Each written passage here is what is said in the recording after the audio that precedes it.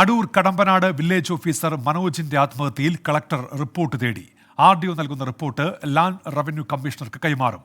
Village ഓഫീസർമാരുടെ കൂട്ടപ്പരാതിക്ക് പിന്നാലെയാണ് കളക്ടറുടെ നടപടി. ആത്മഹത്യക്ക് പിന്നിൽ ബാഹ്യ ഇടപെടലുണ്ടോ എന്ന് പരിശോധിക്കണം എന്നാണ് സഹപ്രവർത്തകരുടെ ആവശ്യം. ശ്രീജിത്ത് ശ്രീകുമാറിന് ഇപ്പോൾ പത്തനംതിട്ടയിൽ നിന്ന് വിവരങ്ങളുമായി ചേരുന്നുണ്ട്. ശ്രീജിത്ത്, എന്തൊക്കെയാണ് വിശദാംശങ്ങൾ?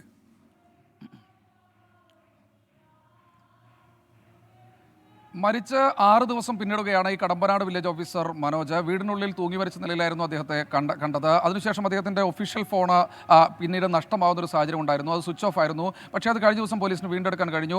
ഇതിൻ്റെയൊക്കെ പശ്ചാത്തലത്തിലാണ് ഒരു വലിയ തോതിലൊരു ദുരൂഹത കുടുംബം ഘട്ടത്തിൽ തന്നെ ആക്ഷേപം ഉന്നയിച്ചത്.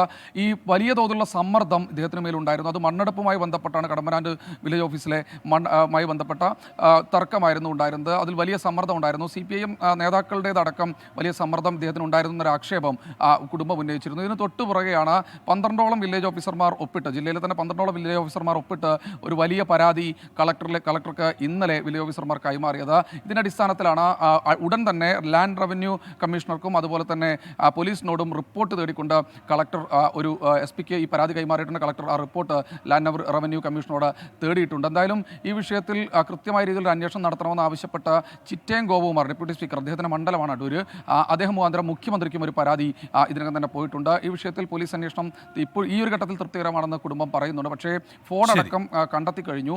ഇനി അത് ഫോറൻസിക് പരിശോധനയ്ക്ക് അയച്ചാൽ മാത്രമേ ഏതെങ്കിലും തരത്തിലുള്ള ഭീഷണി ഇദ്ദേഹത്തിന് ഉണ്ടായിരുന്നോ ഇല്ലയോ എന്ന കാര്യത്തിൽ കുറിച്ചൊരു വ്യക്തത വരികയുള്ളൂ. എന്തായാലും ഈ ഒരു പ്രതിഷേധം ഇത് മറ്റു തരത്തിലുള്ള നടപടികളിലേക്ക് കടന്നില്ലെങ്കിൽ ഒരു പരസ്യ പ്രതിഷേധത്തിന് ഒരുങ്ങുകയാണ് ജില്ലയിലെ വില്ലേജ് ഓഫീസർമാർ. ഉന്മേഷ്. ശരി, ശ്രീജിത്ത് ശ്രീകുമാറാണ് പത്തനംതിട്ടയിൽ നിന്ന് വിശദാംശങ്ങൾ നൽകിയത്. ലോകത്തെവിടെയായാലും ഏത് സമയത്തും 24 വാർത്തകളും ഓഗ്മെന്റഡ് റിയാലിറ്റി പാക്കേജുകളും എക്സ്പ്ലെയിനറുകളും വിശദമായി കാണാൻ ഞങ്ങളുടെ YouTube ചാനൽ നിങ്ങൾക്ക് സബ്സ്ക്രൈബ് ചെയ്യാം.